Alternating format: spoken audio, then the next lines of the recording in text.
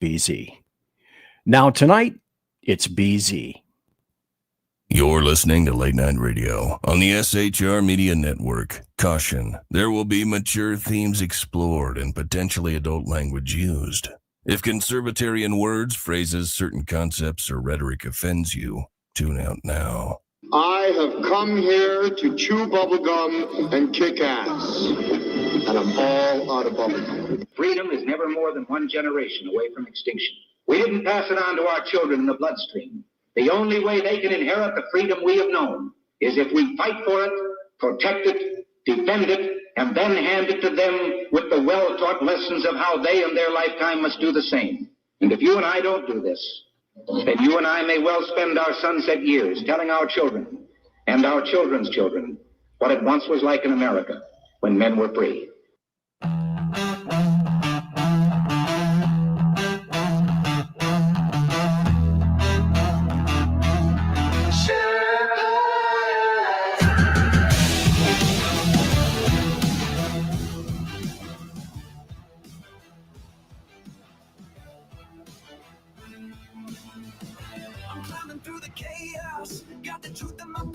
Left this lies and globalists, I'm pushing them back. From the saloon to the airwaves, I'm spitting it raw. Constitution's my compass, liberty's law. Big gods creeping, shadows on the land. Feds with the schemes trying to bind up my hands. But I'm the Sherpa, guiding through the storm. Red, white, and blue, yeah, freedom's reborn. They spin their tails, but I see through the haze. Media maggots, lost in the maze. I'm calling it out, no fear in my soul. This patriot's fire ain't losing control. Conservative Sherpa leading the fight. Torch in the dark, burning bright in the night. Stand for the truth, won't bow to the game. Sherpas, come and remember my name. Sherpas rising.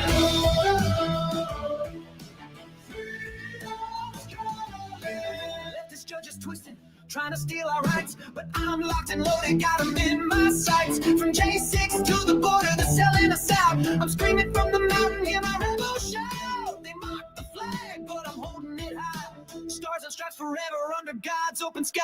No globalist chains gonna cage this land. I'm the Sherpa with the truth in my hand. They push their agenda, but I'm breaking the mold. Their promises empty, their hearts ice cold. Chicago's bleeding, borders torn apart.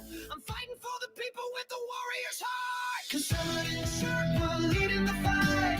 Torch in the dark, burning bright in the night. Stand for the truth, won't bow to the game. Sherpas, come and remember my name. Sherpas rising.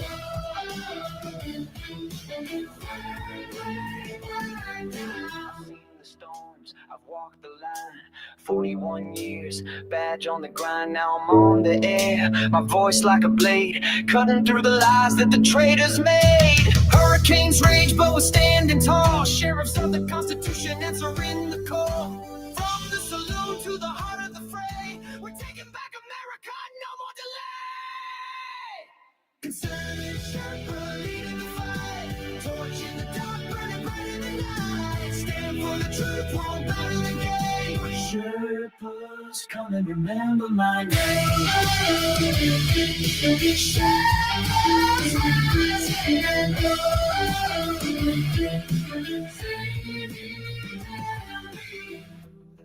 Hear my voice resound. Conservative Sherpa, freedom's battleground. Berserk, Bobcat, rules will never kneel. For God and country, this fight is real. So, ladies and gentlemen, boys and girls, children of all ages, welcome to BZ's Berserk Bobcats, the Saloon, my radio show, where I am broadcasting from North Idaho in an actual free state. First comment tonight is Mission Ready Men. Thanks to Earl Jackson, you can see his show Tuesday and Thursday mornings at 9 a.m. Pacific, 11 Central, and noon on the far right coast, way over there. Wait a minute. I thought I was first in. No, I don't count, really. I really don't count. So who am I? And why am I? And where am I? I am this guy. I am your conservative Sherpa. And I happen to be guiding you through the maelstrom of Demorat, leftist, and globalist lies, chaos, deceit, and betrayal. And remember, what you're about to hear for the next hour, hour and a half, perhaps even 2 hours, consists of my opinion only, because I am doing the job that the American media maggots won't. I am fundamentally changing America one leftist diaper at a time. And here in the saloon, we don't water our drinks, just like we don't water our conversation. We are still serving stiff drinks right here in the saloon, along with facts, history, logic, rationality, proportion, context, tradition, and common sense for normal people, and clarity. We're serving clarity. Politics, religion, crime, culture, economics, race, sex, science, law. We talk about it all right here in the saloon, where the speech is free, but the booze is not.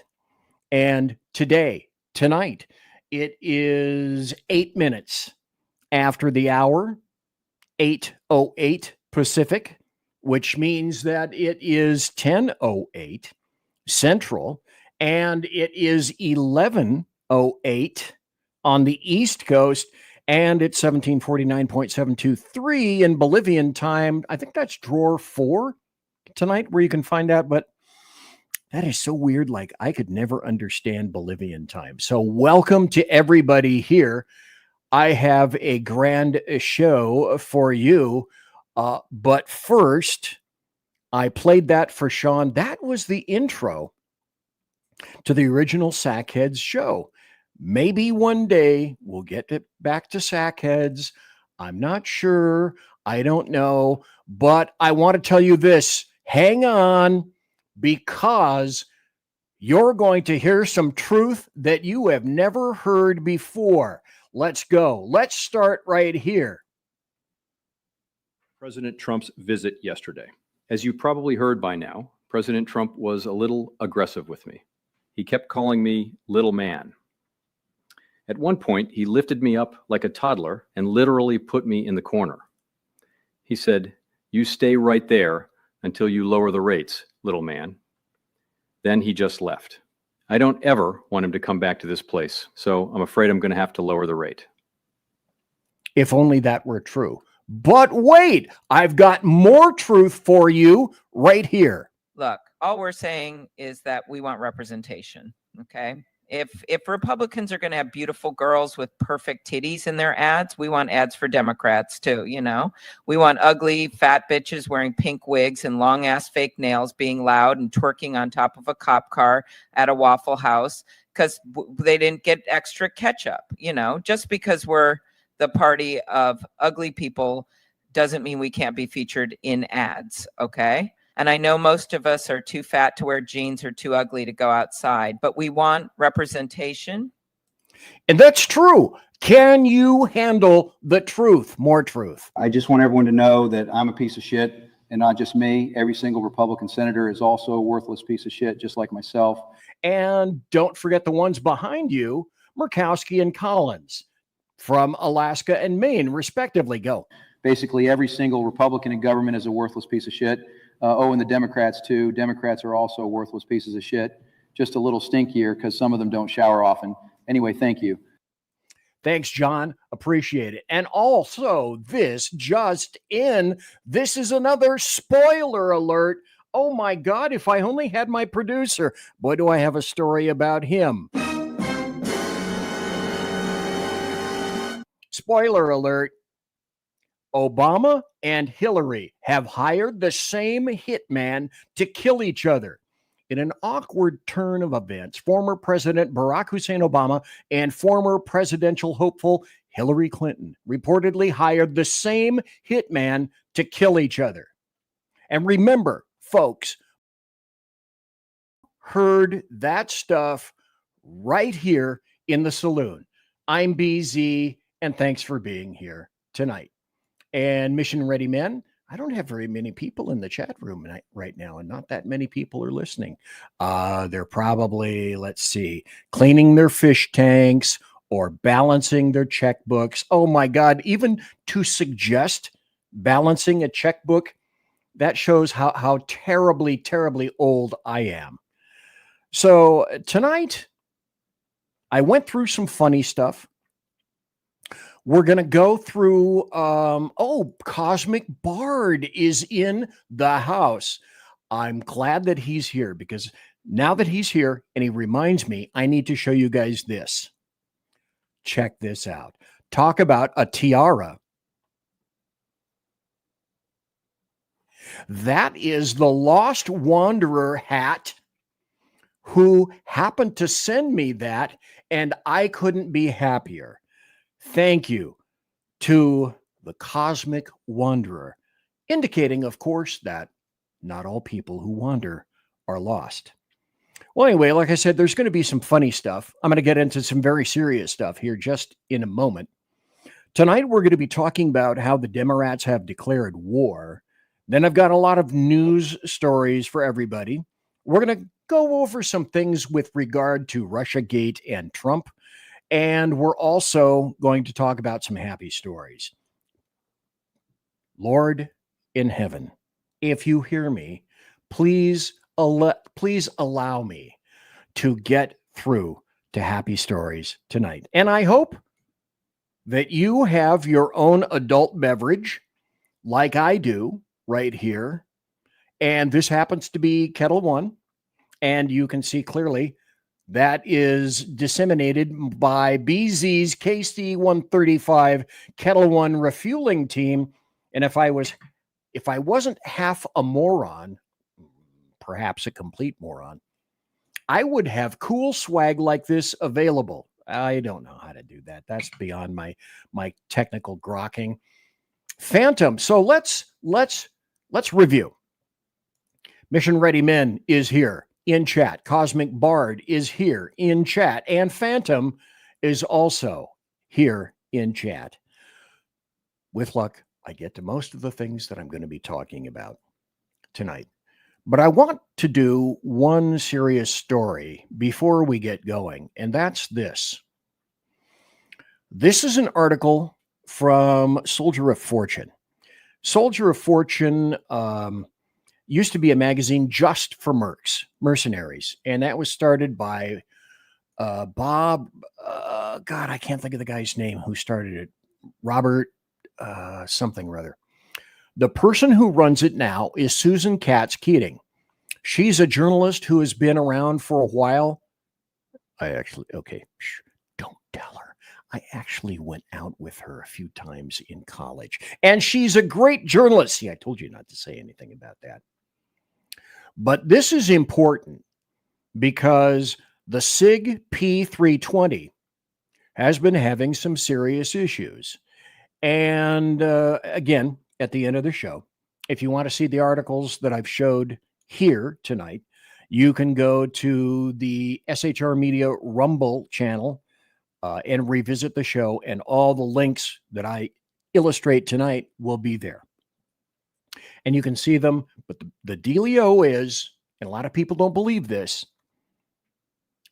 firearm by SIG can go off by itself without a trigger pull.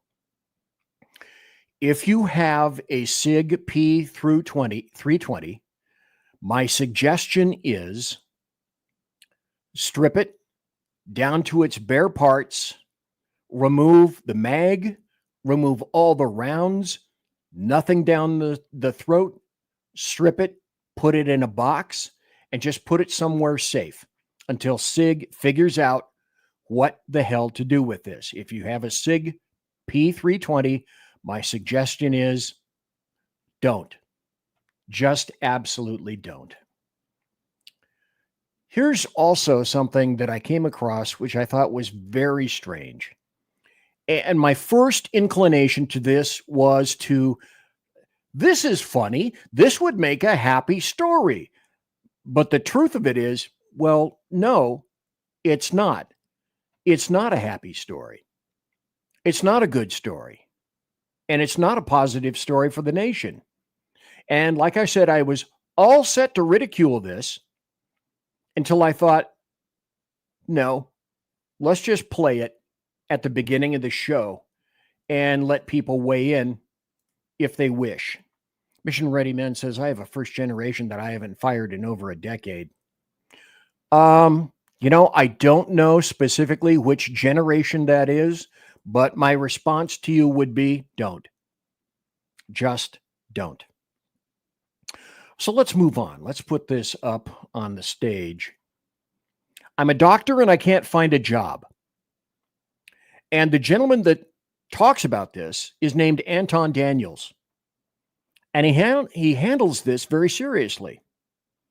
And my first response, and part of his response, is like a lot of people, you should have known about the job and the nature of the job before you get into it. And then upon reflection, I thought, no, let's play it because I believe there's a lot more to this. Let's listen. I know this is a really difficult moment for so many different types of people and that this moment isn't going to last forever, but it is incredibly disheartening to have spent the last 17 years of my life hustling and grinding to be in higher education and STEM fields like science and neuroscience, and be a freshly minted PhD with my doctorate in neuroscience and still struggle so much to not only find a job, but find one that pays a livable wage. What do you mean I have the highest educational degree that you can get in the entire world? Something that only 2% of people in the world have, and I'm struggling to find a job that pays more than a fast food manager position. So wait a minute. This is saying a fast food manager position, wherever it is that she lives or is at, varies between $54,000 and $76,000 a year. Now, listen to these numbers, because my first inclination, luckily, I stifled my first inclination. Academic postdoc. 59 to 63, right? Okay, let's continue. If you factor in the time that I took to do my bachelor's degree, then work for 5.5 years after the bachelor's degree doing like highly technical research jobs, research associate doing stereotaxic, cranial windowing surgeries to advance, research about how our visual system processes information, managing an entire research laboratory at the VA Puget Sound, where I did like literally every aspect of the research, budgeting, training people, hiring people, conducting the research, writing, grant writing. Like I had 4 published manuscripts from that one experience. Then a 5-year doctorate program where I was working truly like 60 hours a week, sometimes a lot more, just because the workload was so intense and the pay was so little. So I also went into further debt to do. Okay, let me stop there just for a second. If you know anything about interns, doctors who have gone to medical school, go to a hospital, they're hired, their lives are hell. They customarily get very little sleep. It's not impossible for them to work, say, 60 to 70 hours to 80 hours per week. That's to begin. With interns, this is somewhat hellish. That. And my grad student experience was very successful, objectively. If you look at my resume, it's like... And my first thought with her was, okay, clearly, after saying all of this, you are intelligent. You are clearly an intelligent young woman. But my first thought, again, perhaps wrongly, I'll be the first to admit, is you may be intelligent, but what have you really learned? First person in the history of my department to secure over $300,000 in fellowships and research grants and external funding. Co-founded a nonprofit to support underrepresented folks into STEM fields. Early career awards, 5 published manuscripts. I was busy. What I find so disheartening about this conversation too is that people will say, oh, well, just don't go into research, don't go into science, don't go into higher education if you want to be rich. That shouldn't be the point. So wait a minute. So we understood exactly what we were getting ourselves into, and you were looking to be in academia and research and so on and so forth. Chances are working for a major university, and excuse my ignorance because I am a C student, a lifetime C student, and so I admit that they are smarter than me. But my point is that so you understood exactly what you were getting yourself into. And it sounds like you went into an enormous amount of debt doing it. I don't disagree with that at all. I think she is probably swimming in a critical amount of debt just to be where she is now. And the majority of what you do is research and grant writing and looking for funding to continue to do whatever it is that the organization does that you are a part of. And you didn't know that it paid what it was going to pay and it wasn't going to be financially rewarding? I know this is a really difficult. So let me stop right here for a moment. My consideration was this, particularly with regard to the current generations. They don't take sacrifice. They don't do sacrifice well, and they don't do discipline well, but they seem to not have an issue with getting into serious debt, which is a massive conflict. But the rethinking over this was, okay, the only people that are going to be new doctors or researchers are those young people. So my question to you is my first inclination correct in terms of you better damn well research what you're going to get into first before you commit? Or is this a death knell for doctors, for medicine, and for researchers? This is a situation beyond me. So I'm just throwing it out there because I thought, okay, that was my first inclination. Is that really correct? I wish I knew. I wish I could tell you. In the meantime, we're going to go through some of these things right now. I believe that this nation should commit itself to achieving, because there are some serious stories that have come up recently, and they're affecting the Democrats and the Republicans. And there is a new story that just came out. And historically, Republicans and conservatives have been the butt of this, but it would appear to me that they're finally beginning to fight back just a little bit. And we'll go into this story first, and then we will continue with other news stories. I will build a great, great wall. Paul? Stand by for news. And here we are with news. This is from Fox News. Senate GOP ready to go nuclear after Schumer's political extortion of nominees. Senate Republicans consider changing confirmation rules after weekend negotiations collapse. The path to confirming dozens of Trump's outstanding nominees was destroyed when the president accused Senate Minority Leader Chuck Schumer of political extortion and charged the Democrat leader's asking price for nominees was too high. And so what we have are appointments in recess. But the question to be asked is, will we have these appointments in recess? Because the Demorats have done every damn thing they possibly could to obscure. Mission Ready Men says, I think you're correct, unfortunately. And that was regard to the first story that was back there. So Mission Ready Men, I would tend to believe you on that. Welcome to Jeremy, Unleash Jeremy Hansen. Here's another story. And this was with regard to my entire show tonight. I should have played the clip with Andrew Breitbart, God bless him, that talks about war. But it's pretty clear. I'm not going to hedge the bet and make people wait until the latter portion of the show.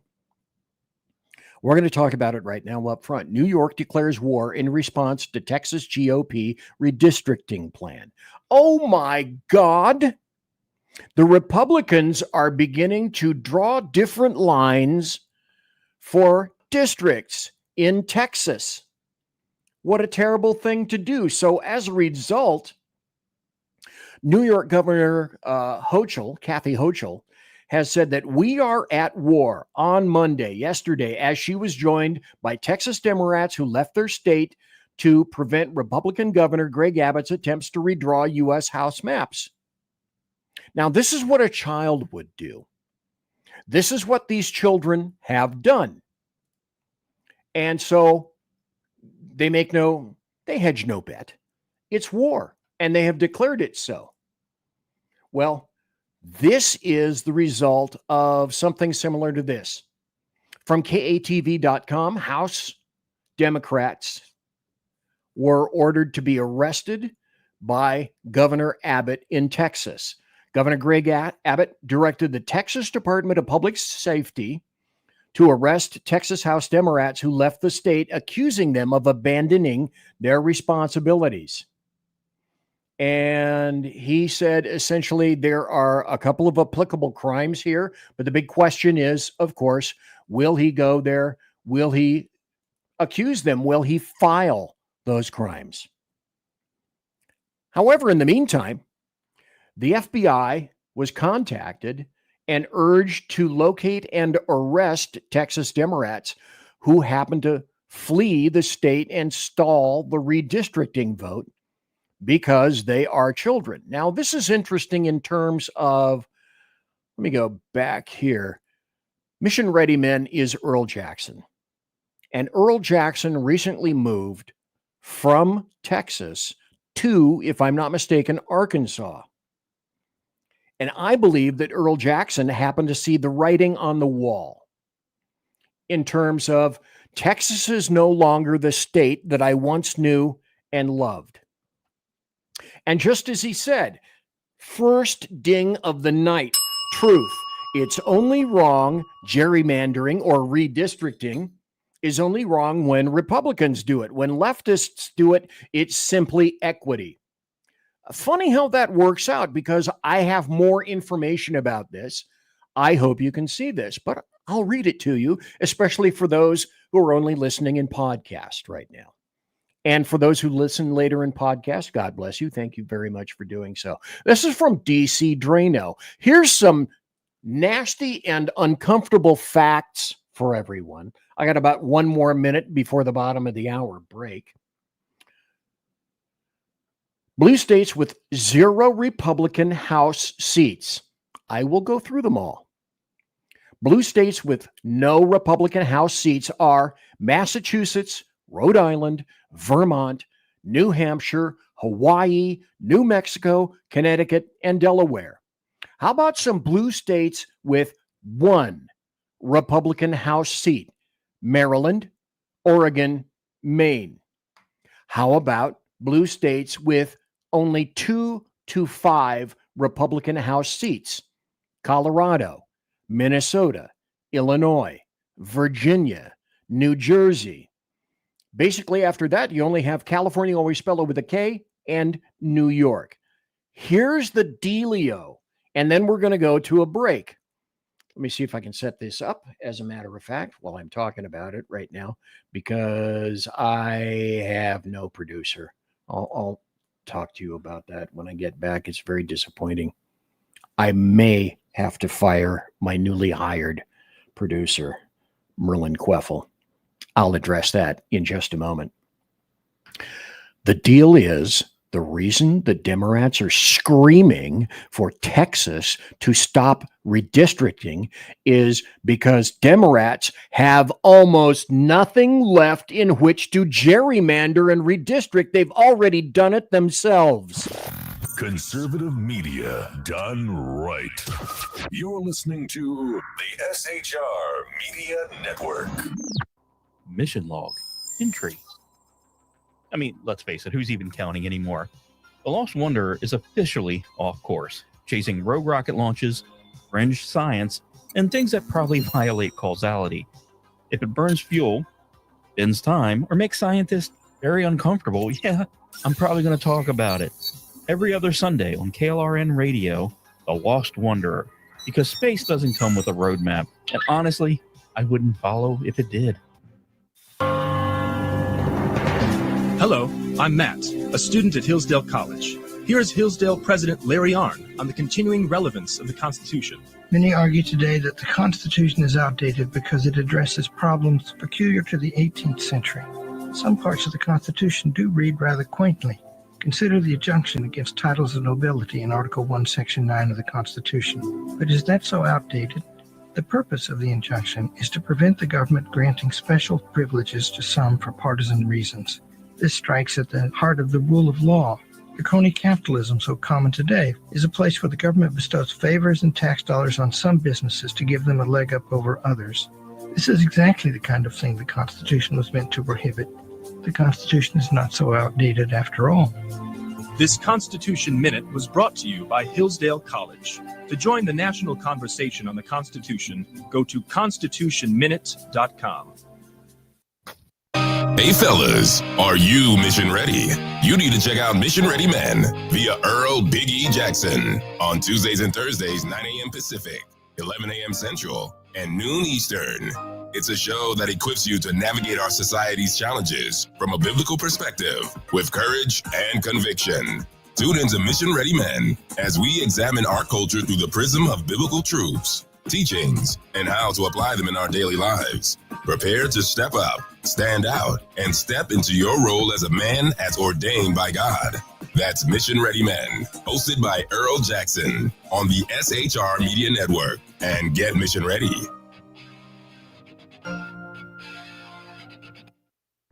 Want to make an immediate difference in the life of a critically ill child? You have the ability to do that right now. Make a donation to Dream Makers for Life, the organization that restores dreams to seriously ill children.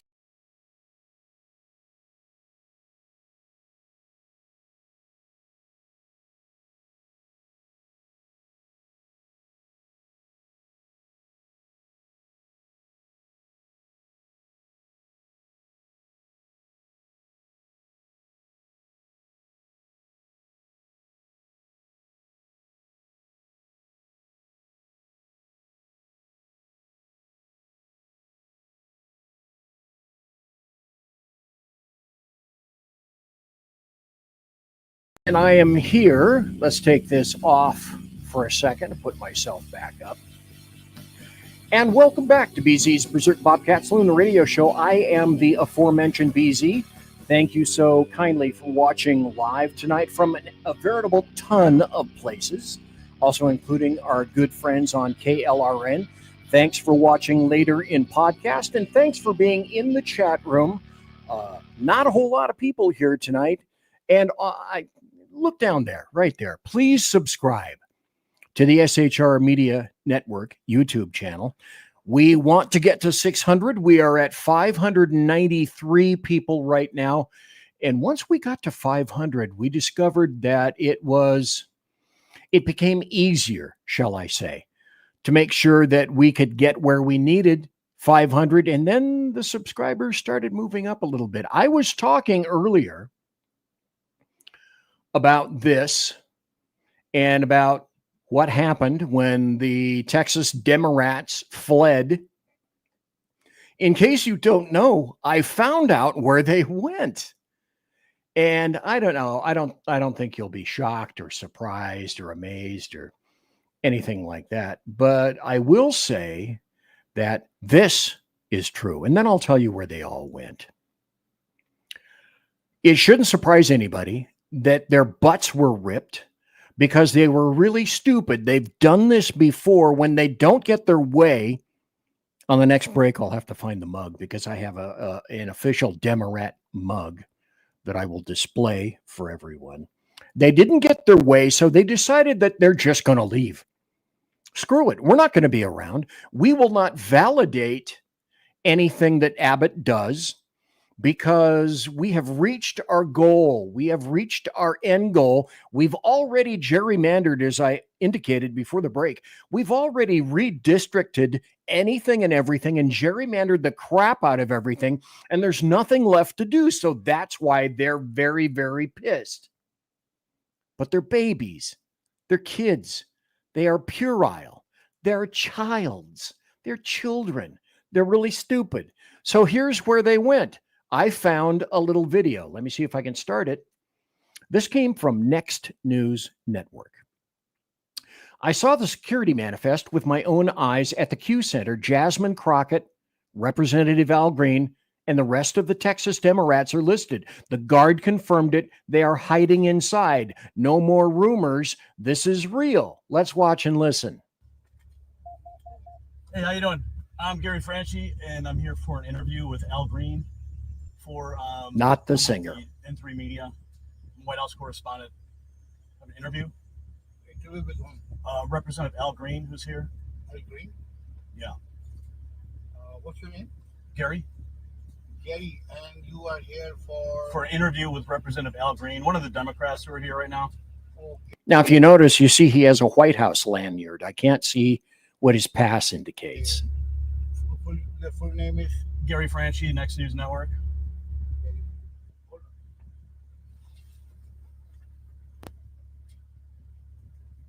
Okay, let me stop right here just for a moment, if I can.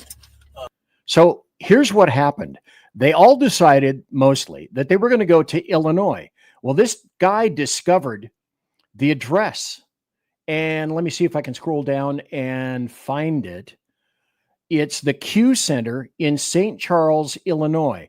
It's a large conference and event center located just west of Chicago. It's known for its big facilities, 150,000 square feet of meeting space, 95 acres of woodland grounds. It's like nobody is ever going to think to look for them here because they don't want to be contacted, because they don't want to have anything to do with answering to anyone for anything. Let's put this guy up. I'll start him right about here. And eventually I'll get bored and we'll have to move on to something else.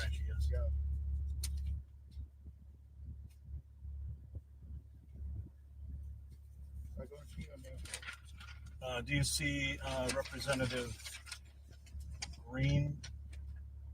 Okay, this is starting to get boring, so I'm going to move on. But anyway, that's where these people went.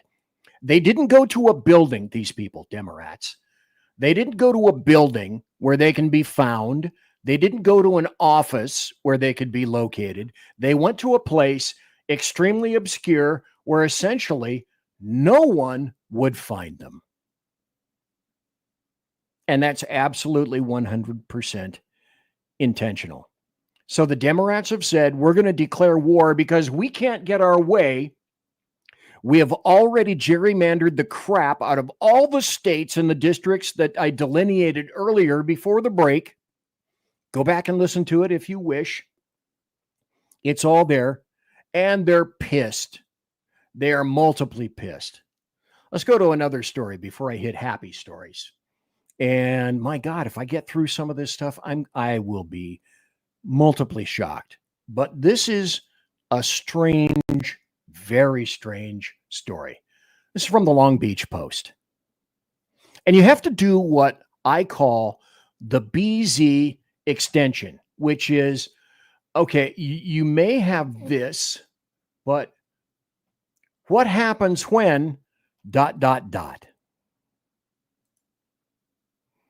Mission Ready Men, Earl Jackson said, yeah, Texas changed a lot from 2006 to now. It's not the state they wanted us to believe it is. It's been California'd, yep, and Islamified, yep. And so all you people who thought you were going to be moving to a red state, you brought muzzies and leftists with you. Oh yeah, you'll get some great tax breaks. Do you want to live around that? Along with all that heat and the humidity. If you love heat and humidity, God bless you. It's great for that. Let's go to this story because the story indicates, okay, what then? BZ's extension. I'm going to read this and then I'm going to ask you the logical question, which is, okay, then ... LA County supervisors moved to prohibit federal agents from wearing masks. The Los Angeles County Board of Supervisors took a step towards prohibiting law enforcement from wearing any mask or other personal disguise while interacting with the public. It follows a series of immigration sweeps conducted by federal officers, meaning specifically ICE. The board asked county lawyers to draft a rule which would require all law enforcement officers to wear visible identification and agency affiliation. And so one supervisor abstained, citing concerns about how local police would enforce a regulation on federal law enforcement officers. And there's the crux of the biscuit. Because here's what you don't have, Los Angeles, is any authority whatsoever to enforce that on the federal government. You can enforce that if you wish on LAPD as long as the day goes. But here's the question. somebody somewhere is going to go and insist that something be done. And when you want something done, that means you're going to turn to LAPD, because sooner or later, the chief of police, leftist piece of crap that he is going to get a phone call, and he's going to be asked, we still have this going on with ICE, and we want you to go effectuate an arrest. Or LASO, the sheriff's department. We want you to go effectuate an arrest. And you know what? I can't wait for that to happen. So you decide that you're going to send an LAPD officer or a series of LAPD officers to lay hands on federal ICE agents. Do it. Push that line. Let's see what happens. Oh, I would love to see that. By the way, Phantom in chat says, if you want humidity, come and move down to Florida if you don't mind the weather down here. I fucking, not regular extra crispy hate, I fucking hate heat with humidity. And I've been to Florida any number of times on any number of cruises out of Florida, and to go see Disney World and a whole bunch of other places in Florida. Disliked it then, dislike it now. So let's see them push that. Here's another story that I believe that you need to be aware of. There's another following linked story after this. Canada, now BZ, you are a tinfoil hat wearing nutter. It's official. You have been and always will. No one has denied this officially. Canada's Liberal government, well, the headline, Canada is advancing a plan to vaccinate, you see, air quotes, vaccinate, the public with Bill Gates funded COVID mRNA aerosols. mRNA vaccines are already having huge deleterious problems with sickness and cancers. So, hey, no problem with doing that. Canada's liberal leftist government is advancing plans to roll out a vaccine to vaccinate the general public using aerosols, because why wouldn't you want to do that? Why wouldn't you want to fumigate your entire country? The Canadian government is ramping up testing for what they call AeroVax. It seeks to overcome vaccine hesitancy by using aerosols to vaccinate the general public. Well, I guess if you don't want your vax, then you got to stay in your house that day, if you can find out at all. Hey, what is the day that we're going to get gassed? Does anybody know? Let me throw this up just for a second in case you think, well, BZ, you are a damn nutter, okay? She is a medical professional who has insight and information that you're going to want to hear. Just go right ahead, Tina. Tell us what you've learned. Okay. Since the Affordable Care Act came out, we are now, as nurses, required to ask every single patient when they come to the hospital if you've had your flu vaccine or your pneumococcal vaccine. If you say no to either one of those, in the computer, an order will generate that says we need to give you this vaccine. You don't need to speak to a doctor. It's hospital policy. It's now health department policy that we now have to give you the vaccine. Even if you came to the hospital with a stub toe, you will be offered both vaccines if you meet requirements, which just about everybody meets requirements for flu vaccine. And most people over the age of 65 will need the pneumococcal vaccine. Even if you come to the hospital with a stub toe. By the way, here's the deal. I'm over 65. I'm 75. I never took the vax. I never got a test. I was a kid and ate mud and dirt and crap from the floor. Look, I have an actual immune system. Imagine that. You are going to be given this vaccine. You have the right to say no. If you say no, they just check it off as refused. This was never like this years ago. This is a new thing. And tell me what we were discussing before about surgery and your admission. But wait, as BZ says, wait, there's more. And that you hadn't had these recent vaccines. Tell me about this protocol, because I don't think that people, in fact, I know that there are many people that are not aware of this. When you go to the hospital, if you need surgery, you need a knee replacement surgery. First, they're going to ask you if you've had the vaccine. You're going to say no. Then they're going to say, well, you need to sign this consent. If you're going to have vaccine, if you're going to have surgery, you need to sign a consent. In the consent is a word called biogenics. If you sign the consent saying, I consent for you to give me biogenics, that basically means they can give you anything that they deem necessary, including vaccines. So if you say you didn't get a flu shot, it's flu season, and you sign the consent that says, I agree to biogenics, they will give you a vaccine even when you're under anesthesia because you already signed the consent. So you might not even... Do you see where this is going? Do you understand where this is going? BZ, though, you're just a nutter. It's like I've said, my new mantra these days goes something like this. First, there's so much going on. How do you keep track? Well, it's kind of my job to do that. And the deal of it is these days is I don't need to make any of this up. There's no requirement for it. I bring the articles and the videos to you via the internet. I find them. At my ancient, decrepit age, I find the shit that the American media maggots don't want to tell you about. Because I have one of these. This is weird. It's called a keyboard right here. And I can go on the internet and find stuff that alleged journalists can't or won't. They choose intentionally to ignore that.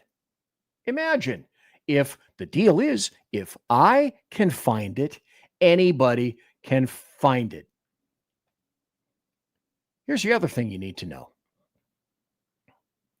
Congressman Anna Paulina is talking about any number of people in Congress that are fighting desperately to make sure that government's insider trading is not revealed or stopped. The spice must flow. Go. Name names right now. Who is it? Is it the speaker? I can tell you that I got a lot of pushback from leadership, and not just leadership in itself, but I actually received calls from other members of Congress saying that, what we were doing was going to hurt people. I was also told that I was putting the Republic in jeopardy because I was going to cost us the midterms if I brought this to the floor. And what I will tell you is what I'm trying to do is actually save the Republic. And so if you think that that's the biggest problem that we have in this country, maybe you shouldn't be in a leadership position. All right. Well, I hope it's not the speaker because I like him and he doesn't seem like the guy that would suffocate this, but you never know. But you never know. Did you know, folks, or were you aware that in addition to this, there's also this? So if you want to piggyback on the decisions made by Nancy Pelosi, there's a website just for this. It's called quiverquant.com, and it's Nancy Pelosi's an illustration and a logging of her decisions in terms of stocks. So if you look up in the upper left corner, it delineates her, Nancy Pelosi, Democrat, House, California, net worth estimated $257.8 million. Trade volume, $164.2 million. Total trades that they've logged, 182. Last traded June 20th, 2025. And then look over here. Trade volumes by year. Look, not so much in 14. Then 2020 went up. 2021, big. 2022, bigger. 2024, biggest. So if you want to see that maybe you want to make some Nancy Pelosi cash, there's a website for it. You thought there was an app for it? There's a website for it. And also you need to know about this. What about the Social Security numbers? Oh, BZ, more conspiracy crap. Two reasons why fraudulent Social Security numbers were provided to illegal invaders by the Demorats. The first is over 10,000 illegal aliens using the exact same Social Security number voted in the 2020 presidential election just in Arizona, effectively overthrowing the U.S. government in one state. B. They're scamming off a $1.7 trillion slut fund. It is beyond massive. So if you thought, oh, Doge is bad, USAID is bad, everything is bad. And then we have the people who are all about this and nothing else. CBS News investigation of Jeffrey Epstein jail video reveals new discrepancies. Okay. And here's my take on Jeffrey Epstein. People are saying, focus, focus, focus like a laser beam only on Jeffrey Epstein. Because granted, Pam Bondi was silly, stupid, and fattening enough to make that her job one and say that she was going to get right to the Jeffrey Epstein file on her desk. I played the video twice before, not going to play it today. But the only thing that I have in addition to saying this about Epstein is, and it's ripped from the screaming headlines of Captain Obvious. Well, Trump was involved with Epstein. The only thing that you need to know about that is if they had clear evidence of that, it would have been displayed all over the American media maggots, not just for days, not just for weeks, but for months, but for years. Well, Trump needs to be investigated. And I've said this, like any investigation that I did as a detective in law enforcement, I say, let the investigation go where it goes. If it goes to Trump, okay. Then if you were stupid enough to be involved with pedophiles and you were involved in pedophilia yourself, Donald John Trump, OMB, Orange Man Bad, the guy with the dead orange cat on his head, then you will be found out. It's really no more complicated than that. Let's let the evidence go where it goes and not worry about it. Because Trump, here's a minute and 29 seconds of Trump talking about how, well, he was actually pissed at Jeffrey Epstein for poaching him. Mr. President, Epstein has a certain reputation, obviously. Just curious, were some of the workers that were taken from you, were some of them young? Okay, stop. This is on Trump's jet. On your end, this is as loud as I can make it, sadly. I've got the audio jacked up on the cut. I've got the audio jacked up on my board. It's as loud as it can go. So with whatever you're listening to, you're probably going to have to jack it up on your end. Just increase the volume until it's comfortable and it doesn't blow your eardrums out or give you tinnitus. Go. Women? Were some of them young women? Well, I don't want to say, but everyone knows the people that were taken. And it was the concept of taking people that work for me is bad. But that story's been pretty well out there. And the answer is yes, they were. Yes, they were young women. What did they do? In the spa. In the spa. Yeah. People. This doesn't make for good podcast radio. So I'm just going to cut to the chase. Does anyone remember the name Virginia Giuffre? She was the individual who committed suicide recently. And the reporter asks, was one of the stolen people Virginia Giuffre? And Trump says, I think so. He stole her. Now that is another linkage to Jeffrey Epstein.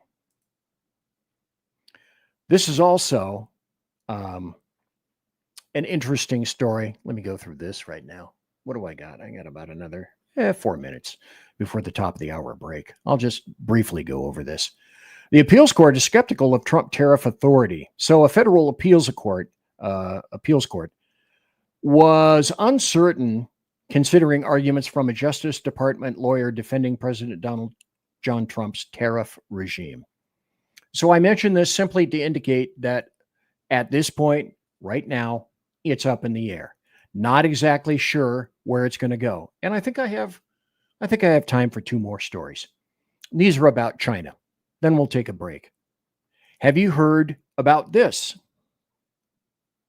China insists that the chikungunya virus outbreak is under control. There's a travel warning out, and China says, oh, no, don't worry. There's no travel warning necessary for this.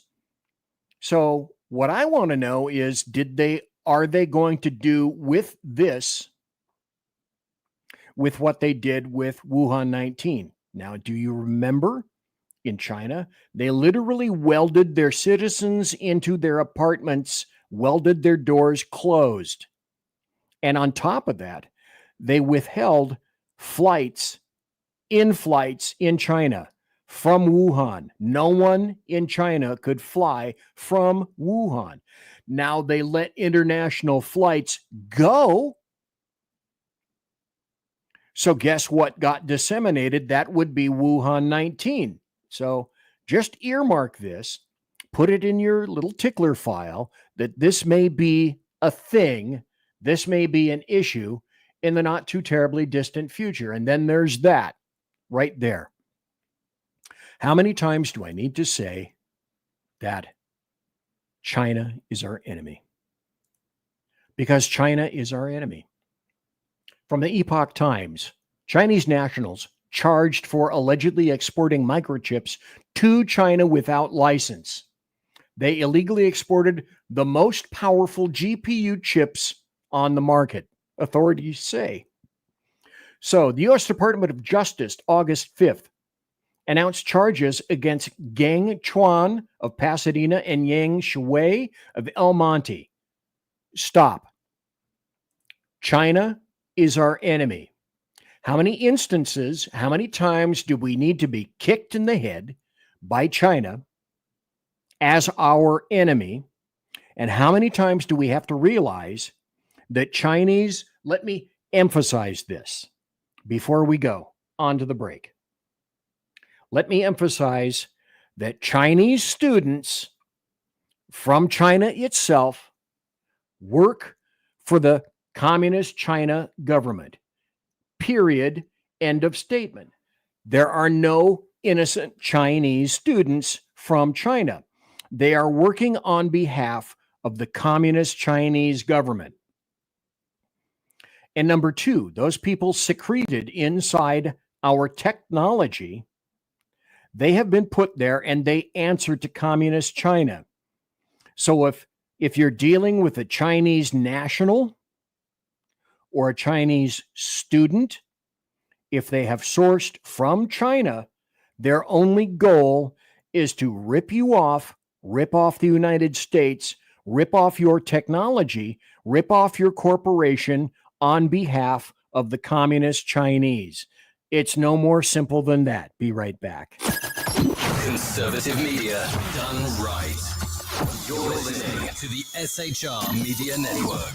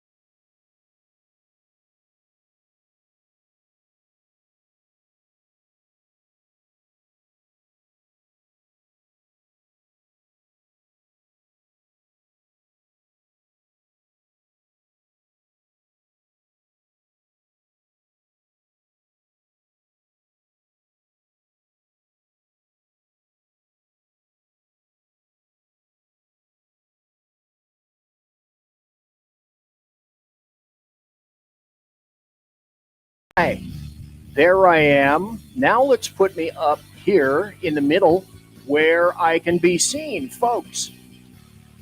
Thanks for following me on Rumble. I have 119 followers. SHR has 593 subscribers to the channel. Our sumptuous, palatial, and resplendent and plush, I should say, chat room is open. So if you would, please, I mentioned to Whiskey Dale over there in Rumble, if you want to chat, come on over to the SHR Media chat room. That's where all the people who want to chat, I please invite you there. I am silly, stupid, and fattening and elderly enough to not be able to monitor multiple chat rooms at once. And so when you subscribe, I think I've said this before, but it bears repeating, or even ocelots repeating. When you subscribe, I generally, though not always, get an arboreal animal of my choice, or I get a porcelain Dalmatian, or I get more cat food, which I enjoy on Tuesday nights just prior to the show, or I think the other thing I got was a timing chain from a 1979 Peterbilt 359. I get blinker fluid, or more importantly, I get more vodka. That's what you need to do. When you subscribe, BZ gets more vodka. Baby.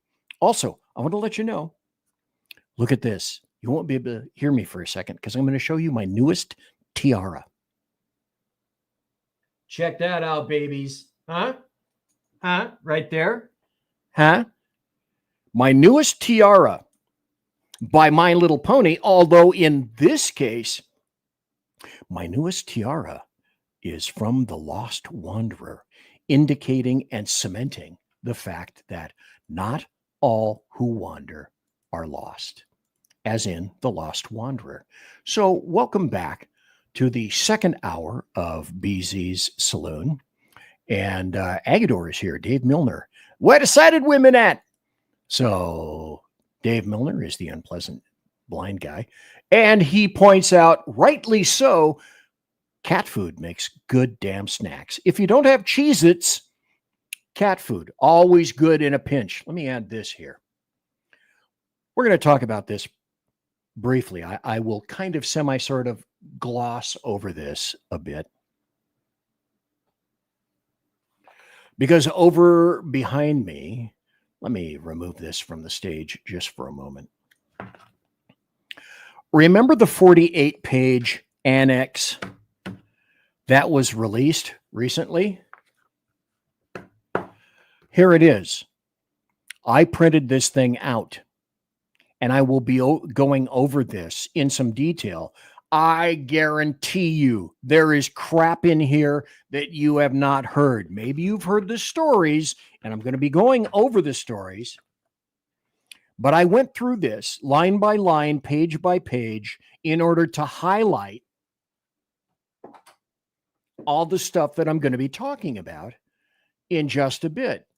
And you've heard these stories. This is from Senator Chuck Grassley, who was critical, if I'm not mistaken, in getting that annex opened and declassified. Newly declassified appendix to the Durham report sheds additional light on Clinton campaign plan to falsely tie Trump to Russia and FBI's failure to investigate. And that's true. I said and emphasized consistently since 2017. Folks, I can't count very well, but even I can tell you that's 8 years ago. Wait a minute. This is a joke? BZ is pulling a Sean move? Who would dare accuse me of pulling a Sean move? Who? How dare you? Certainly not my producer. Let me go into the producer thing right now. I may as well. Okay, I told everybody that I was getting a new producer, and I got him last week. And this is the only photograph that he would allow me to show. This is my producer, Merlin Queffel. So he was on last Tuesday night. Then last Thursday night, he called in sick. I spoke to him over the weekend and said, tell me, Merlin, are you going to be here Tuesday night, tonight? And he said, if I'm not mistaken, his quote was, I'm pretty sure. But he didn't. He didn't show up. So the only thing I have to ask you folks is, how many times do I let Merlin Queffel, my producer, get away with not appearing and or being sick before I decide, you know what, I've got to go look for another producer. I can't take this. This cannot stand. Here's another page. Part and parcel. Chairman Grassley released this. Julie says it will be a long-term affair to demonize Putin and Trump. Now it is good for a post-convention bounce. Later, the FBI will put more oil into the fire. Outcome is far from clear as Americans are more keen on their own woes, and Hillary is hardly good-looking as far as credibility is concerned. Anyway, things are ghastly for U.S. and Russia relations. Oh, folks, that's just a sample. And like I said, since 2017, what we had and what we have and what we still have is a soft coup against a presidential candidate, a presidential nominee, a president-elect, and a sitting president. It was true then, beginning in 2017, all the way through 45, and it's still true now, through 47. That hasn't changed. It absolutely will not change. Let me see if I have something else here. Let me put this up. Page 11 from the Durham Annex. HRC approved the idea Trump and Russian hackers hampering U.S. elections and distract from her missing email. But as I've said before, but wait, there's more. And these articles will all be up later on if you want to go see these articles in depth at my SHR Media Rumble channel, and go to show links down below, not missing links, not the Bobcat, okay? And you'll see all of these. The evidence is there. I have the evidence. I have the receipts. Most everyone has the receipts, but nobody wants to talk about it. The other thing that people don't want to talk about is mortgage fraud with regard to Adam Schiff. The mainstream media is not covering it. Grant Stern is the executive editor for Occupy Democrats, and Melanie Collette. And stop right here. This is Melanie Collette. She used to be on SHR. She began on the SHR Media Network right here. And we had her for quite some time. Now Melanie is in the big time. She is in the big. So go, Melanie Collette. Is a policy analyst for the Committee for Constructive Tomorrow. Good morning. And also, you might have to turn up the volume. I've got it maxed on my end. You might have to turn it up a bit on your end. But Melanie, God love you. Good morning. Good morning. Thanks for having us. Oh, where's my match? Because I need to light some dynamite, because this discussion, I think, will be explosive. In light of everything that has been exposed about what really went down in 2016, what do you expect the results to be from this bombshell report? Let's start with you, Melanie. My expectations, as opposed to what I hope will happen, might be a little different. Yes. I am really hoping that people are going to be held accountable, and that, quite frankly, the Republican administration, the Trump administration, comes with the same exact energy that the Biden-Harris administration came with, the false accusations against President Trump, not for revenge, not as a get back, but as a matter of justice, to go against the American people in 2016, to sabotage Trump 1.0's administration. Was not only unethical, but it seems illegal. And I hope that people are held accountable. And again, like I said, with the same exact energy that they prosecuted, or I should say persecuted, President Trump. Very true. Now, we have hopes, we have desires, all of us, you and me. Will we discover that this will there be a follow through? And the answer is, I'm not sure. Let's catch up with comments. Cheetah's in chat. Agador is in chat. Whiskey Dale. I need to do this. Whiskey Dale came over from Rumble Chat, not Rumble Cat, but Rumble Chat, and is chatting right here in the SHR Media YouTube channel. Thank you ever so kindly for doing that. And here we go. The hits on Merlin. Not the smartest guy. Not the smartest knife, sharpest knife in the drawer, so to speak. And so everybody is saying hello to each other. Cheetah, Merlin was really a DEI hire. BZ and SHR had to comply. They had to hire someone like him to keep the feds off their butts. They're okay to fire him now, though. Well, because, well, we did. We hired him. Okay, I don't want to go into that any deeper, shall we say. But it's good everybody here is shaking hands amongst each other. They don't need to shake hands, come out fighting, nor do we need to go to 9mm at midnight. There's also another story that came out, and it's this one. This was just plain bizarre. Kash Patel, the FBI director, found thousands of sensitive Trump-Russia probe docs inside burn bags in a secret room in the FBI. So this is another in a continuing series of stories that make you say, what the hell is going on?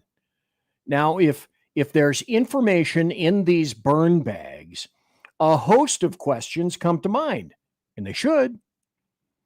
If they're in a burn bag, and I worked in certain agencies where you had to be very careful as to how you handled intelligence, and burn bags, for those not on the in, so to speak, are when you're through reading a document, and a document to which you had the ability and the need to know, and if you saw it, and if you were done and you had to dispose of it, it went into a burn bag. The purpose of a burn bag is to take all of these documents that are physical documents and get rid of them. That's why it's called a burn bag, because you burn it.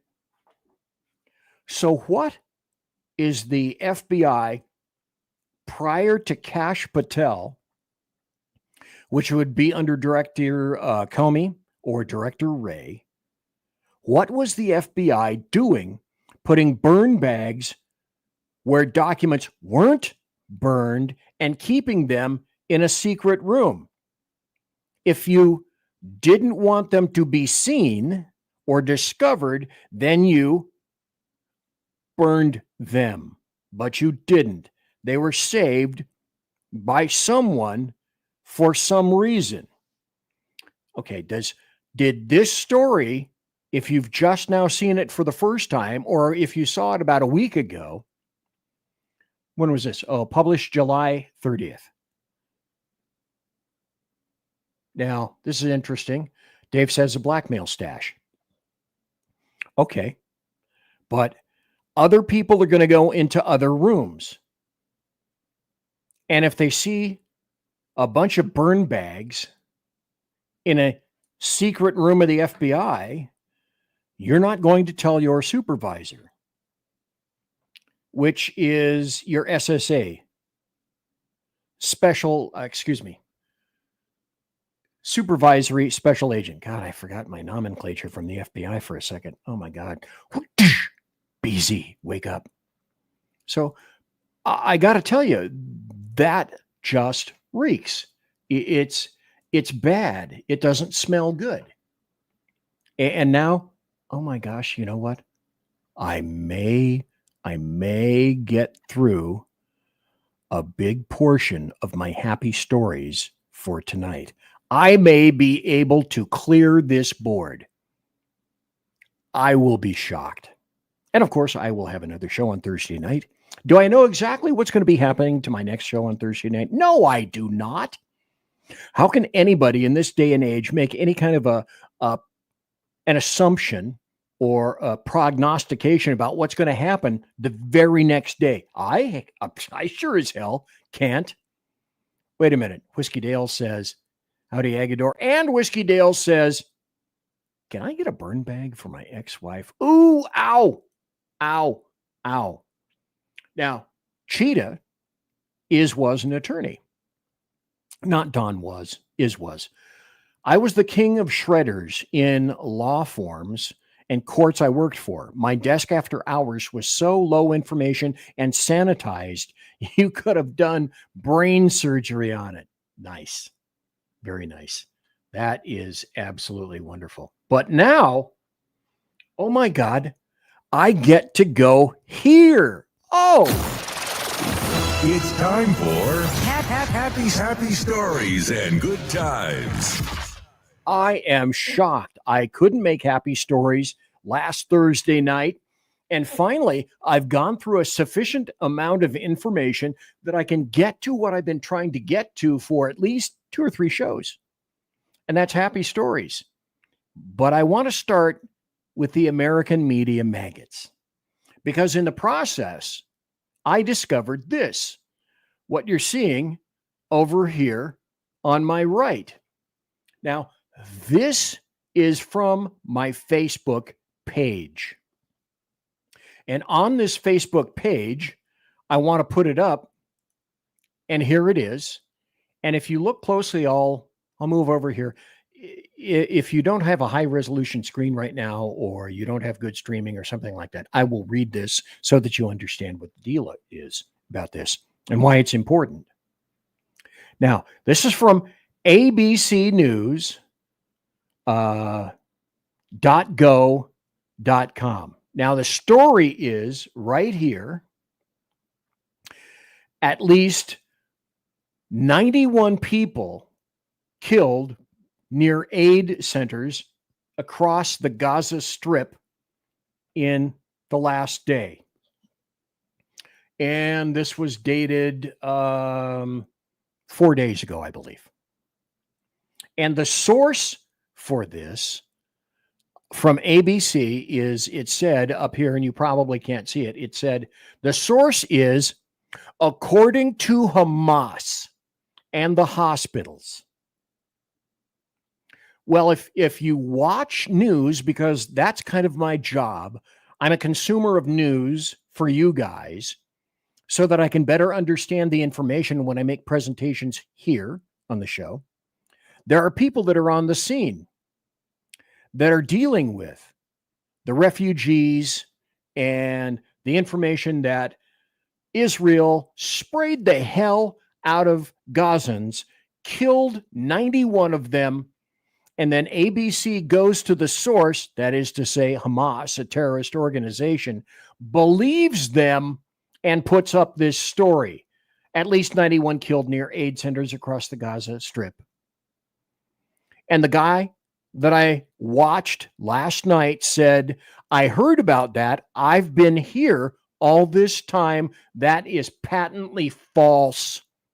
It is not true. So let me show you what happens. Because, you know, when I put up this stuff, I don't just infer, or I don't make any of this stuff up. I source the articles and I source the links.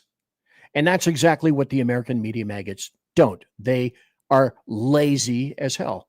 Let me go over here and show you what I discovered. Now, here's the article. abcnewsgo.com. Well, here's the link right up here. Let's go to the link. Oops, page unavailable. Well, gee, folks, why would the page be unavailable? Would it be because it was sourced from Hamas bullshit, from which they created bullshit, and then they were caught on their bullshit and took it down? To me, that's a clear, obvious, happy story.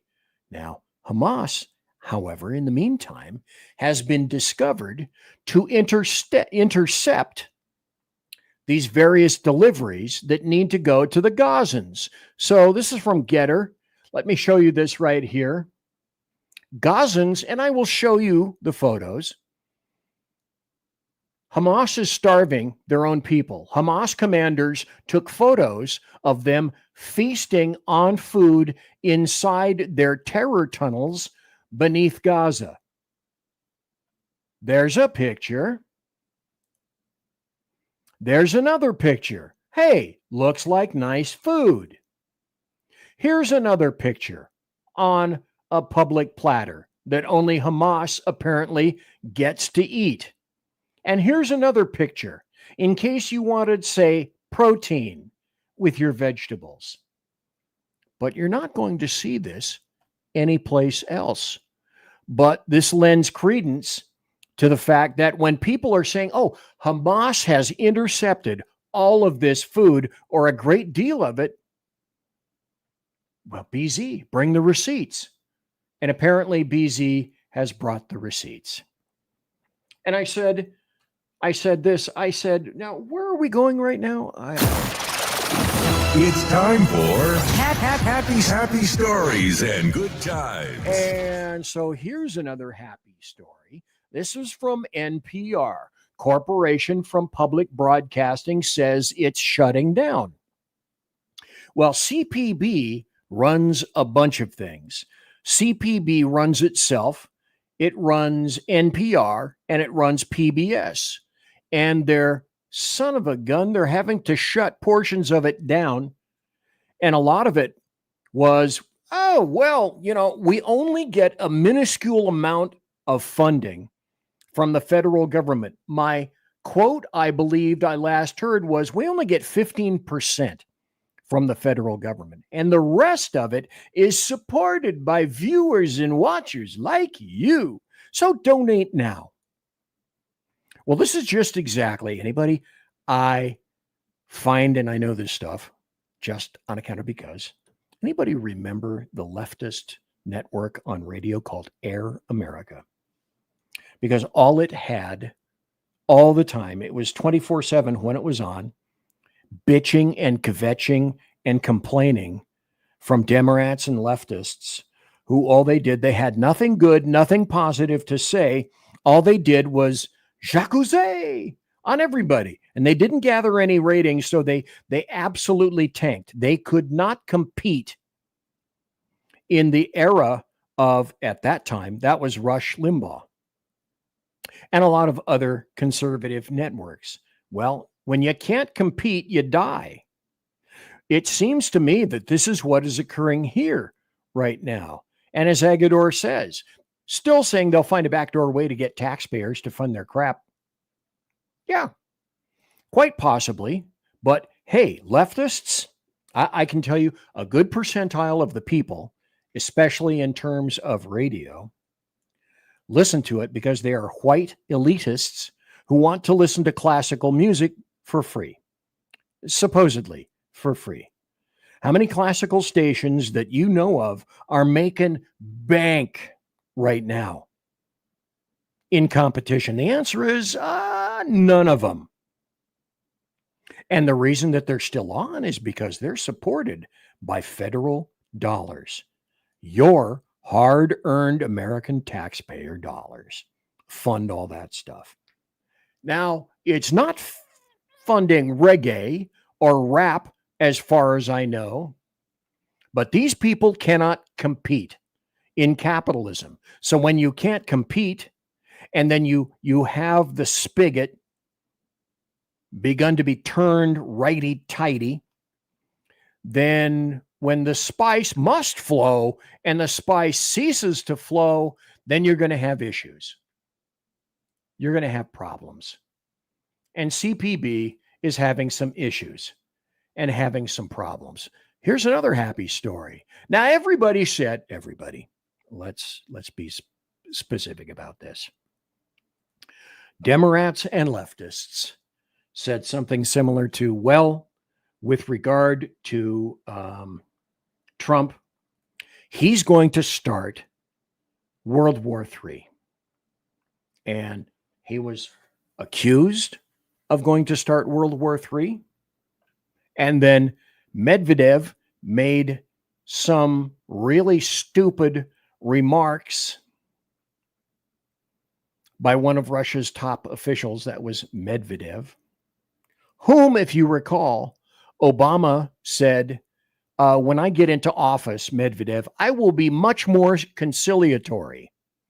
I will see you in a much more favorable light than the current people who occupy the office. So don't worry, Medvedev, Russia, Putin.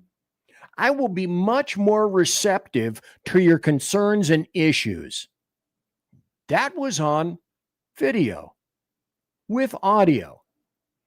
And then after Medvedev's little declarative statement, Trump sent, I should say, a couple of boomers towards Russia, closer to Moscow, and placed them within striking distance of Moscow. And now, look at this.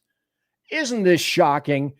Russia backs off Medvedev rhetoric after Trump orders nuke subs closer to Moscow. Everyone should be extremely careful. Well, I agree.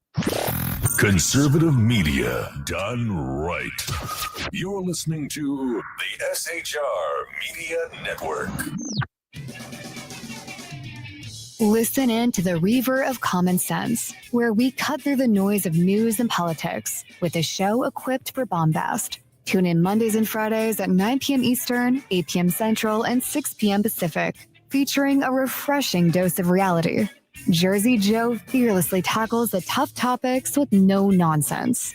Just pure common sense. Visit shrmedia.com, where you can hear the Reaver of Common Sense in action. He may not always be polite. He may not always be refined. But one thing's for sure. He always tells it like it is. Are you looking for a way to boldly express your faith and love for your country? And check out Seven Armors, the premier apparel company for patriotic men of God, where faith meets freedom in style. Our t-shirts are more than just clothing. They're statements. Bold, stylish, and... Hey, stop just for a second. Look, it's the fat guy wearing a Seven Armors t-shirt. Imagine that. Go. meaningful. From timeless messages to modern designs, we've got something for every patriotic man of God.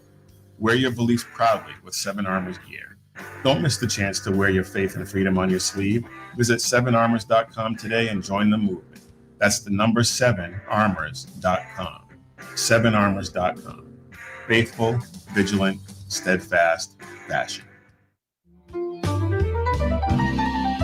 Are you looking for bold, honest conversation about the issue? Bold, honest conversation. Hey, programming note. BZ may be on Jeremy Hansen's Unleashed 101 podcast sometime in the near future. Oh, did I say that? I'm sorry for bigfooting myself. Jeremy, go. Shaping America? Well, let me welcome you to Unleashed 101 with Jeremy Hansen, where we take you beyond the headlines. We dive into politics and culture, struggles of everyday life. It's raw, real, and unfiltered. If you're ready for truth with a punch, pull up a chair and join us. That's right, Unleashed 101, where real talk feels like home. Find us at unleashed101.com, Spotify, Apple Podcasts, iHeartRadio, and more. We look forward to seeing you. Unleashed 101 with Jeremy Hansen.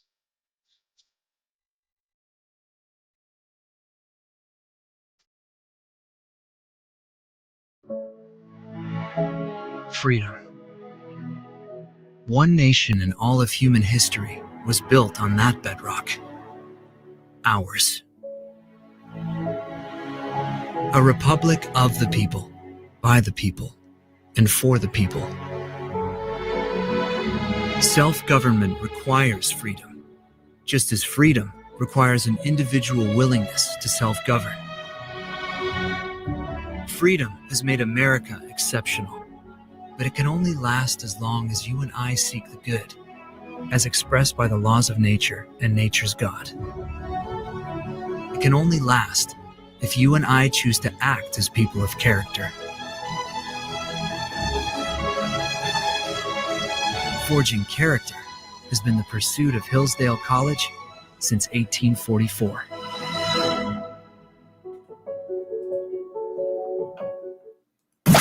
You're listening to the SHR Media Network. And we're back. It's the final half hour. I am BZ, the bloviating Zeppulus. Zeppulizing right here in the SHR Media North Idaho studio, singular, because there's only one. It's in a bedroom of the house. But I'm telling you, looking around here, it is so convenient to have my own studio and not have to go in and worry about the computer. Did it get reset? I have my own technical problems. I don't need anybody else's techno problems, for fuck's sake. Good God, people. Good God, y'all.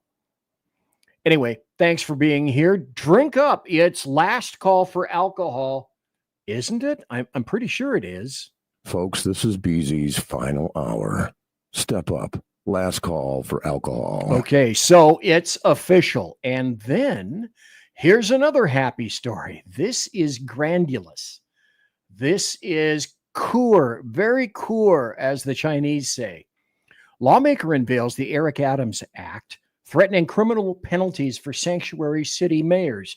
Okay, can I get a hallelujah on this one, pretty please? The bill could see sanctuary city mayors imprisoned for up to 7 years. Well, BZ, is that going to pass? What kind of a percentile does it have? What kind of a chance does it have of passing? Well, I don't know. Let me show you this here just for a second. Let me pull this off the stage for a moment, just a moment, and show you this. Go up here.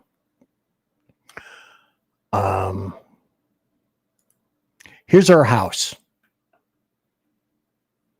And this is what we're going to be fighting for in 2026. And I will be doing a show soon. Maybe it'll be Thursday night's show to indicate that, there's no way Republicans are going to lose because the Demorats are so stupid. They're so over the top, really. Are you sure of that? How sure of that are you? I should have uploaded, and I will for the next chance. By the way, the thing that I would like to upload and show you is a poll. By the way, look at the numbers. Here's the balance of power. 212 Demorats, 219 Republicans, a 7 difference. That's all it would take. It is that razor thin. And I am telling you right now, if the Republicans lose the House or the Senate, they're done. They're toast, and anything and everything that Trump wants to do in his remaining 2.5 years ain't going to get done. And they will jam it up the ass of Republicans as far and as long as they possibly can with what I term kindly a white hot piece of rebar. Make no mistake about that. Let's go up to the comments and see if we have anything. Things are changing in the Texas House. Yeah, we're going to have to wait and see what happens with that. There's a lot of irons in the fire and up in the air right now. Even with the Dems running on Zoltan the Terrible, they still have a good chance of winning. Yes, they do.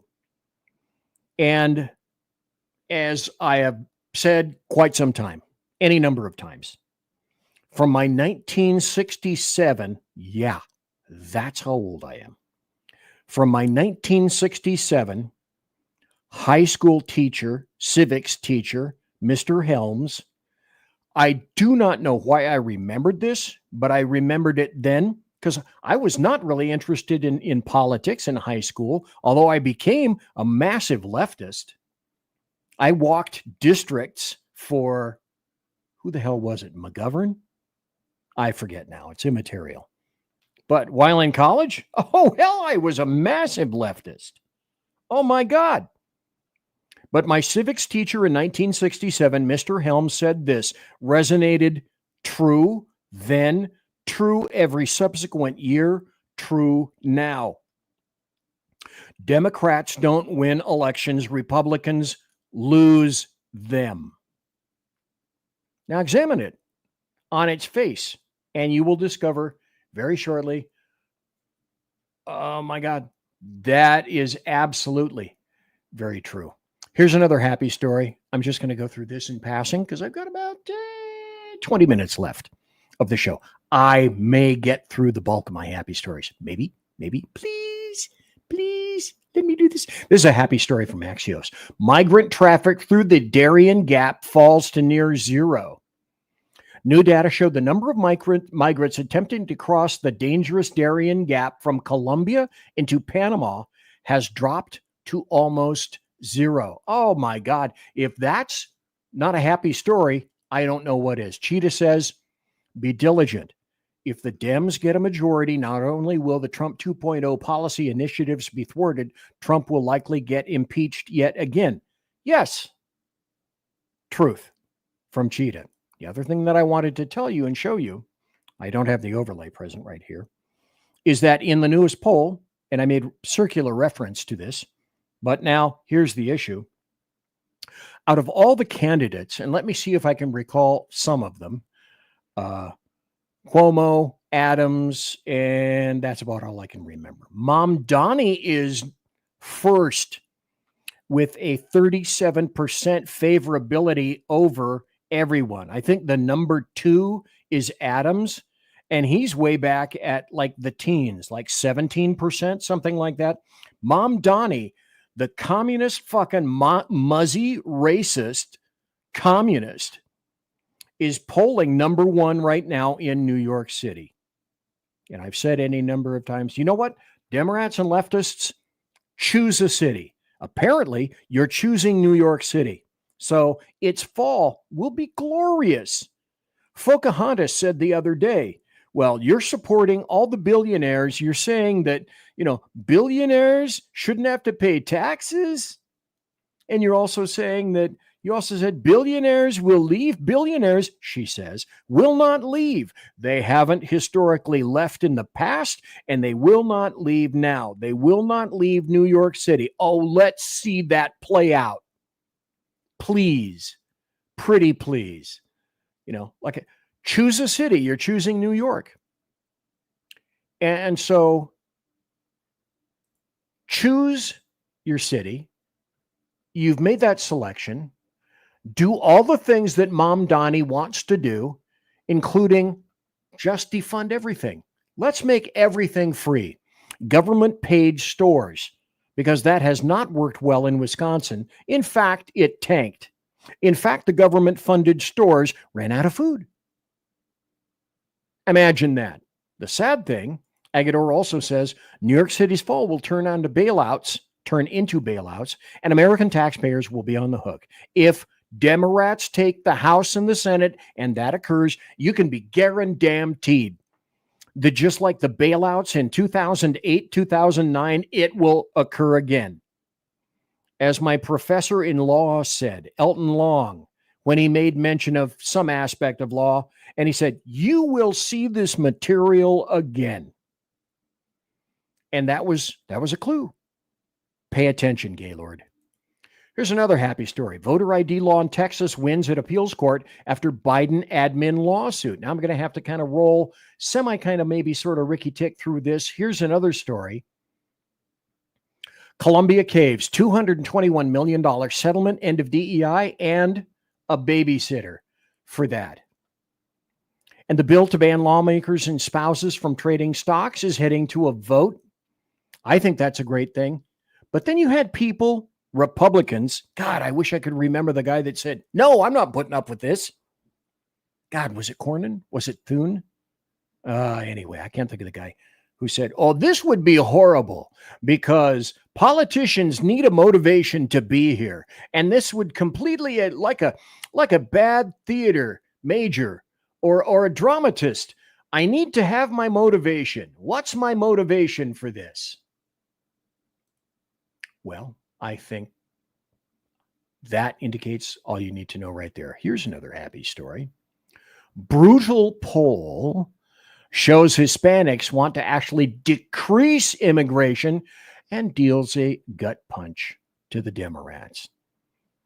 Now, these are Hispanics. Now, they're not talking about just flooding the zone with illegal immigrants. No, they're talking about lawful immigration. That is to say, the percentile of people that we accept into the United States of America from each specific country. And there are numbers.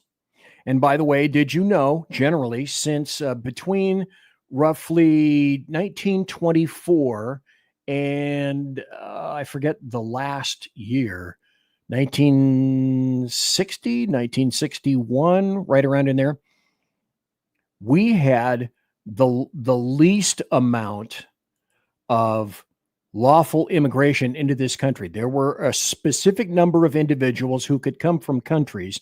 And the reason that we pretty much put immigration on hold in between those years is somebody somewhere decided, and I have not been able to determine, said all the people that have come here, we need to slow the flow, and we need to ensure that these people will in fact assimilate into the nation. Absent assimilation, you have nothing but, and the illegal invaders are proving this to be true, it becomes the shithole from which these people sourced. Whether they're a different paint job or muzzies or a different absent Western civilization hating and killing religion, it's immaterial. Demography is prophecy. They will become the new United States if it's absolutely flooded with people like, who was the representative? I may go into that in detail on Thursday night. Ramirez, who went down to Ecuador and said, I am a proud Ecuadorian. First, United States can go to hell. Second. That's what we're getting. And that person is sitting in Congress. You wanted it. They're all taking advantage of it. And that's what we have here right now. I've got 13 minutes left. This is worth going into.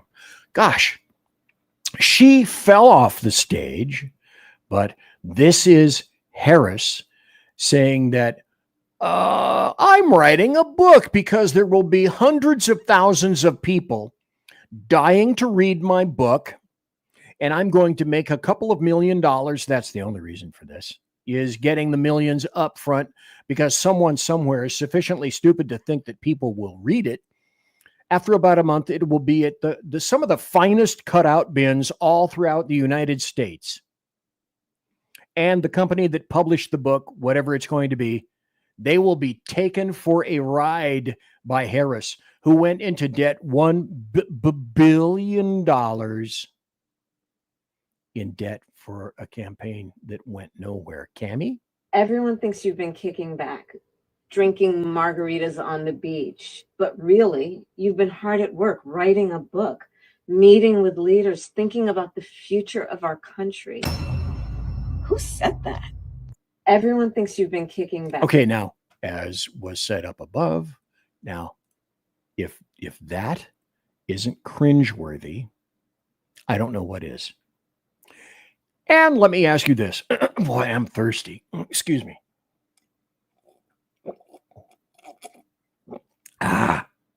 Potato water. If she couldn't string a cogent sentence together, what makes anyone think that she will or has written one word of that book? And the answer is nobody. Nobody believes that crap. Certainly least of all me. Here's another story that we know to be true. And let me put this up on the stage. This is from the New York Post. Of course, restorative justice in schools doesn't work, and now the proof is in. I'm not going to go into this in detail. You will find this article in the show links section of the Rumble, BZ's Berserk Bobcat Saloon on the Rumble channel, and you can watch and read these at great detail. But we knew this to be true already. And with regard to that, here's an article from the New York Times. Saving for college once felt essential. Some parents are rethinking their plans. Generations of parents have opened 520 or 529 plans to save for their children's educations. Now, some are considering the value of college and looking into other options because they're asking themselves, essentially, do I, as a parent, want to be saddled with debt, or do my kids want to be saddled with debt? Raul Havana, while Trump was working at McDonald's, Kamala was doing Five Guys, so to speak. Wait a minute, Raul. Thanks for being here in chat. And that also deserves, to which I say, Raul, nicely played, sir. Nicely played. Then there's this. Were you aware of this, folks? The genderbread person. The genderbread person is back. What does the genderbread person look like? Like this. The genderbread person. This is for kids in elementary school. This is likely what's being taught to your kids. Gender identity. Woman. Man. And in the middle, genderqueer. Gender expression. Feminine. Masculine. Androgynous. Do you think they're pushing feminine or masculine, woman or man? No, they're pushing genderqueer and androgynous. Biological sex. Male. Female. Intersex. They're going to be pushing intersex. Sexual orientation. Heterosexual. Homosexual. Heterosexual will be the last thing pushed. Orientation. My heart. My heart is in it. It's my heart. Using the genderbread person as a guide. This is a study. This is study material I found that is teaching your children. This is specifically targeted at elementary school kids, not high school, not junior high, not college. And here are the things you'll need. Here's the setup. Here's the facilitator. Goals and learning outcomes. Participants will be able to understand there is a difference between gender and sexuality. They will be able to describe the difference between biological sex, gender identity, gender expression, and attraction. Frame the activity. For example, when we talk about LGBTQ, we're talking about a lot of sexualities and genders. For the next few minutes, we're going to focus in on gender itself. There's the graphic, and so on. Make no mistake, that is being taught to your kids right now. Here is a happy story despite all of that. This is from Campus Reform. What do I have left? 8 minutes. I think I can do it, at least in this arena. Yale ends gender medication program for minors after a federal order. Thank God. That is a happy story. In January, President Trump issued an executive order banning federal funding for gender-affirming procedures on minors. But wait, it doesn't just end with there. I found more because I actually have a keyboard and an internet. This one comes with a caveat. This is from thechristianpost.com. Kaiser hits pause, but media won't tell the full story of teen trans surgeries. Kaiser Permanente announced its decision to pause all gender-affirming surgeries on minors last week. However, out of 18 stories from California mainstream news outlets covering Kaiser's policy change, only one interviewed a detransitioner. One. And I said there's a caveat to this. Oh, hell yes, there's a caveat. This caveat is called 2026. This crap, this tranny crap will come back like a runaway freight train if in 26 we conservatives, Republicans lose the Senate and or Congress, all this will be returning. And even absent that, once Trump is out, depending on how Congress goes, Kaiser and all of these other people will be right back in transitioning children. This is, as everyone with a brain in their head knows, this is the mental, the chemical, and the physical butchery of children, because all these other medical assholes are making bank on this. Hospitals, doctors, hospital organizations, doctor organizations, nurses, all the representations, all the nursing unions make bank on all of this. Pharmaceuticals, medical producers of medical equipment, they all make bank on that. It is lucrative to do that to children. Here's another happy story. Ayotte, Governor Kelly Ayotte, has signed a bill in New Hampshire blocking gender-affirming care for minors. That's a happy story. That's a big plus. I'm finding these. Nobody else is finding these in a series. Well, I am, and that's why you're here. Also, another happy story. The Centers for Medicare and Medicaid Services, CMS, has told Medicaid funds cannot be used for gender-affirming care for the mental, chemical, and physical butchery of children. Basically, these people are creating sex toys for adults, child sex toys for adults. I think if I'm cautious, I can squeeze one more in here. Let's listen to this. Why are doctors? This is Marissa Streit, and she asks a very important question.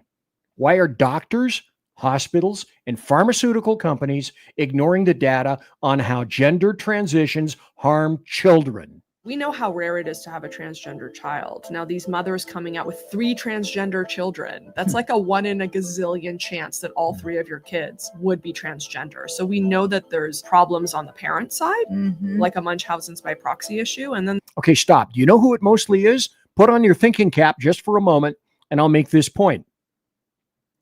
Leftist white women. Now, how many Asian women do you see doing this? How many black women do you see doing this?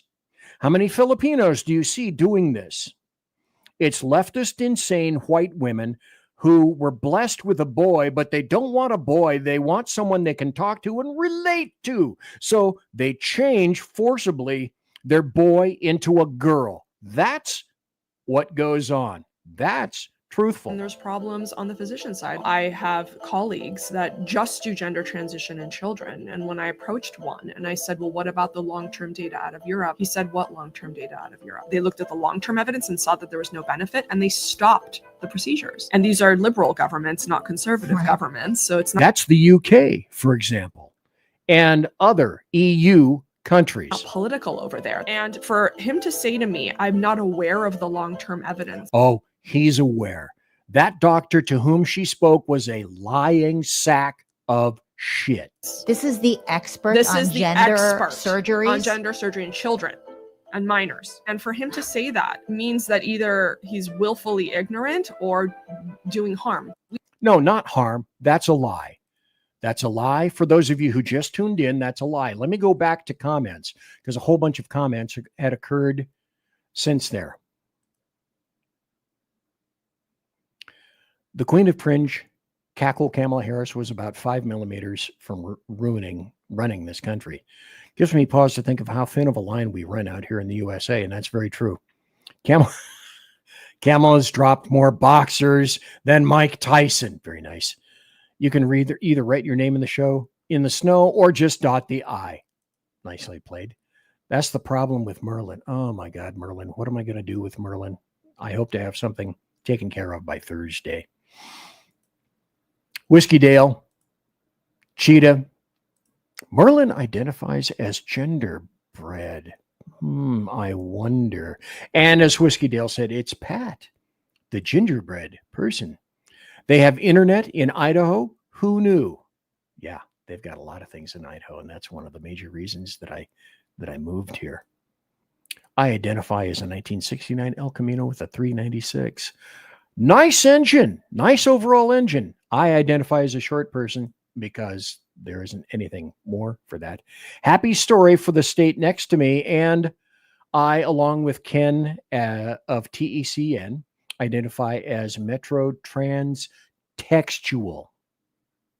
Textual. Okay. So, to everybody who has been here in chat, I thank you all. 2 hours. I'm looking up here. Let me put this back on the screen here just for a moment to show you the progress, the insane progress that was made today for this show. Okay, these are all the tabs that I've gone through up here, and I made it all. But this is highly irregular for BZ, and I made it through all these tabs up here to right here. I only have these few tabs left to go on the show. Mike, okay. Admittedly, I had to kind of rip through some of this stuff. I did. Guilty.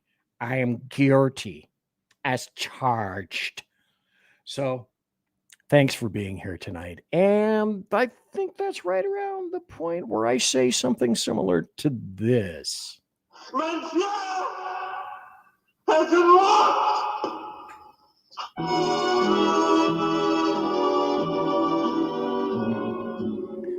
So, ladies and gentlemen, boys and girls, children of all ages, thanks for listening to BZ's Berserk Bobcat Saloon radio show, live and direct right here on the SHR Media Network.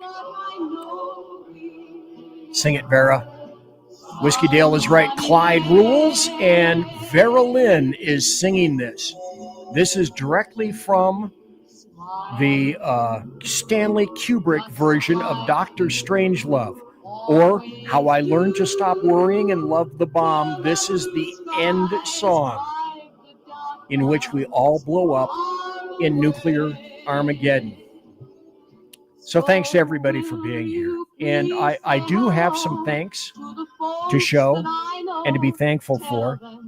Promotional consideration is by the Lockheed Martin Skunk Works, and also by Shure and Electro Voice microphones, and also by the Arrakis Company, who make my mixer, and also thanks to the Pratt & Whitney Engine Company, making dependable engines and thrust that you can trust. And also tiaras by My Little Pony. Look, Lost Wanderer's hat. And thanks to my Kettle One, BZ's Kettle One, KC-135 Kettle One refueling team, with whom I will be consorting shortly. Quiet down now and get some sleep. Good night, everybody. Good night, Mama. Good night, Ben. Good night, everyone. Good night, Mama. Good night, Daddy. Good night, children. Good night, Daddy. Good night, Elizabeth. Good night, John Boy. Good night, Jim Bob. Good night, Jim Bob. Good night, Jim Bob. What's going on? I was asleep. What's everybody doing? Good night, Good night, Jim Bob.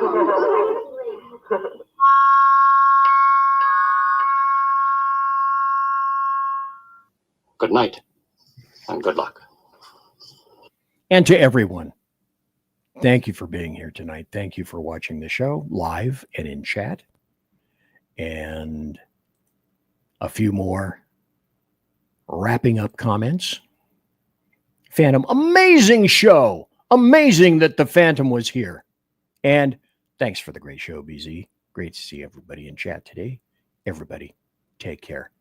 That's the same thing I say to everyone here. From me to you, see you next Thursday. And take care. God bless. Be safe.